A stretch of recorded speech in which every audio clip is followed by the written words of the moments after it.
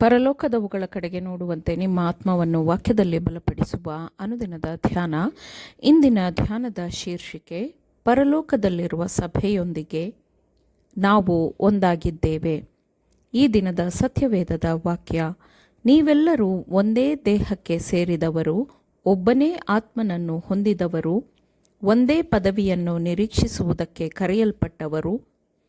ನಿಮ್ಮೆಲ್ಲರಿಗೂ ಕರ್ತನು ಒಬ್ಬನೇ, ಭರವಸವು ಒಂದೇ, ಸ್ನಾನದೀಕ್ಷೆ ಒಂದೇ, ಎಲ್ಲರಿಗೂ ತಂದೆಯಾಗಿರುವ ದೇವರು ಒಬ್ಬನೇ.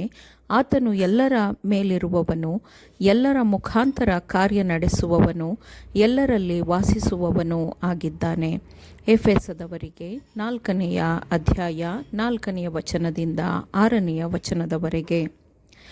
ದೇವರ ಮಾನಸಾಂತರದ ಬಲವನ್ನು ಪ್ರತಿಯೊಬ್ಬ ಸಭೆಯ ಸದಸ್ಯನೂ ಸಹ ತಮ್ಮ ಹೃದಯ ಮತ್ತು ಮನಸ್ಸಿನಲ್ಲಿ ಅನುಭವಿಸಬೇಕು. ಆಗ ಆತ್ಮೀಕವಾದ ಬೆಳವಣಿಗೆಯು ಅನುಭವಕ್ಕೆ ಬರುತ್ತದೆ. ಪ್ರತಿಯೊಬ್ಬ ನಿಜವಾದ ನಂಬಿಗಸ್ತನನ್ನು ದೇವರ ಮಗನನ್ನಾಗಿ ಮಾಡಲು ಕ್ರಿಸ್ತನು ಹೆಚ್ಚು ಕೃಪೆಯನ್ನು ಹೊಂದಿದ್ದಾನೆ. ಸೈತಾನನು ದೇವರ ಜನರ ಮೇಲೆ ಜಯಗಳಿಸದಂತೆ ದೇವದೂತರು ದೇವರ ಜನರ ಪರವಾಗಿ ಕೆಲಸ ಮಾಡುತ್ತಿದ್ದಾರೆ. ಸರಳವಾದ ದೃಢನಂಬಿಕೆಯಿಂದ ಕರ್ತನ ಬಳಿಗೆ ಯಾರು ಬರುತ್ತಾರೋ ಅವರು ಮನುಷ್ಯರ ಮುಂದೆ ರಕ್ಷಕನನ್ನು ಹೇಗೆ ಮಹಿಮೆಪಡಿಸಬೇಕು ಎಂದು ಕಲಿಯುತ್ತಾರೆ. ದೇವರ ಚಿತ್ತವನ್ನು ಮಾತು ಮತ್ತು ಕ್ರಿಯೆಯ ಮೂಲಕ ಪ್ರಕಟಪಡಿಸುವುದೇ ಕ್ರೈಸ್ತ ಧರ್ಮದ ಪಾಲನೆಯಾಗಿದೆ. ಈ ಸಮಯಗಳಲ್ಲಿ ವೈಯಕ್ತಿಕವಾಗಿ ಸಭೆಯ ಸದಸ್ಯರಿಗೆ ವಿಶೇಷವಾದ ಕೆಲಸವನ್ನು ಮಾಡಬೇಕಿದೆ. ಸತ್ಯವೇದವು ನಿಮ್ಮ ಕೈಗಳಲ್ಲಿ ಅದೇ. ಕ್ರಿಸ್ತನ ಮಾತುಗಳನ್ನು ತಿಳಿದುಕೊಳ್ಳಲು ನೀವು ಶ್ರದ್ಧೆಯಿಂದ, ದೃಢನಿಶ್ಚಯದಿಂದ ಸತ್ಯವೇದವನ್ನು ಹುಡುಕಬೇಕು ಮತ್ತು ಅಧ್ಯಯನ ಮಾಡಬೇಕು.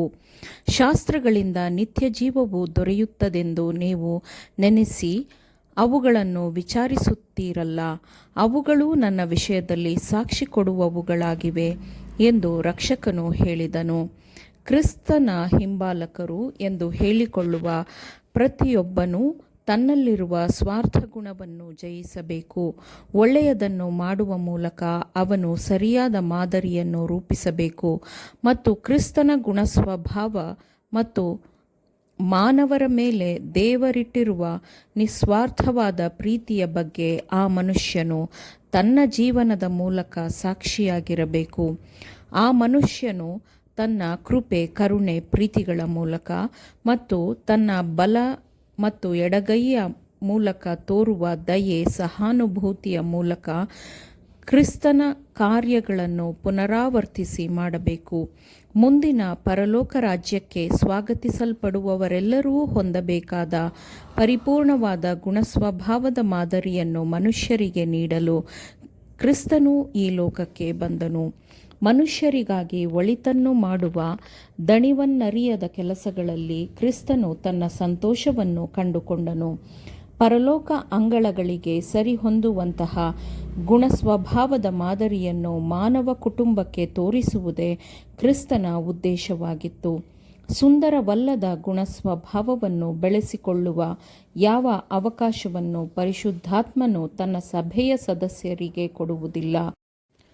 ಕ್ರಿಸ್ತನಂತಹ ಜೀವನದ ಮಾದರಿ, ನೀತಿವಂತಿಕೆಯ ಪ್ರಭಾವ ಮತ್ತು ಬೆಳಕಿನ ಮಗುವಾಗುವಂತಹ ಅನುಗ್ರಹವನ್ನು ಪರಿಶುದ್ಧಾತ್ಮನು ಪ್ರತಿಯೊಬ್ಬ ಸ್ತ್ರೀ ಪುರುಷನಿಗೂ ಕೊಡುತ್ತಾನೆ. ಇದು ಸಭೆಗೆ ದೇವರು ಸಹಾಯ ಮಾಡುವ ಮಾರ್ಗವಾಗಿದೆ ಮತ್ತು ತನ್ನ ಹಿಂಬಾಲಕರಾಗಿರುವ ತನ್ನ ಮಕ್ಕಳು ಯಾವ ತಪ್ಪನ್ನೂ ಮಾಡಬಾರದು. ಅವರ ಪ್ರತಿಯೊಂದು ಹೆಜ್ಜೆಯೂ ಸರಿಯಾದ ಮಾದರಿಯಾದ ಹೆಜ್ಜೆಯಾಗಿರಬೇಕು ಎಂದು ದೇವರು ಬಯಸುತ್ತಾನೆ. ಈ ಲೋಕ ಸಭೆಯ ನಾಯಕನಾಗಿರುವವನು ತನ್ನ ಸಭೆಯ ಸದಸ್ಯರು ತಮ್ಮ ಇಚ್ಛೆಯನ್ನು ದೇವರ ಚಿತ್ತಕ್ಕೆ ಒಪ್ಪಿಸಿ ಸ್ವಇಚ್ಛೆಯನ್ನು ದೇವರಿಗೆ ವಿಧೇಯನಾಗಿ ಒಪ್ಪಿಸಿಕೊಡಬೇಕೆಂದು ದೇವರು ಬಯಸುತ್ತಾನೆ. ಭೂಮಿಯ ಮೇಲಿನ ಸಭೆಯ ಕಾರ್ಯಭಾರಿಗಳನ್ನು ದೇವರು ಪರಲೋಕದಲ್ಲಿರುವ ಸಭೆಯೊಂದಿಗೆ ಒಂದು ಮಾಡಿದ್ದಾನೆ. ಆಮೇನ್. ದೇವರ ವಾಕ್ಯಗಳನ್ನು ಶ್ರದ್ಧೆಯಿಂದ ಆಲಿಸುವವರು ಮಾತ್ರವೇ ಆಗಿರದೆ ಪಾಲಿಸುವವರೂ ಆಗಬೇಕೆಂದು ನಿಮ್ಮನ್ನು ಉತ್ತೇಜಿಸುತ್ತೇನೆ. ಪರಿಶುದ್ಧಾತ್ಮನ ಸಹಾಯದಿಂದ ಆಲಿಸಿದ ನಿಮ್ಮೆಲ್ಲರಿಗೂ ಧನ್ಯವಾದಗಳು. ಮತ್ತೆ ದೈನಂದಿನ ಧ್ಯಾನಕ್ಕಾಗಿ ನಾಳೆ ಸಂಧಿಸೋಣ. ಆಮೇನ್.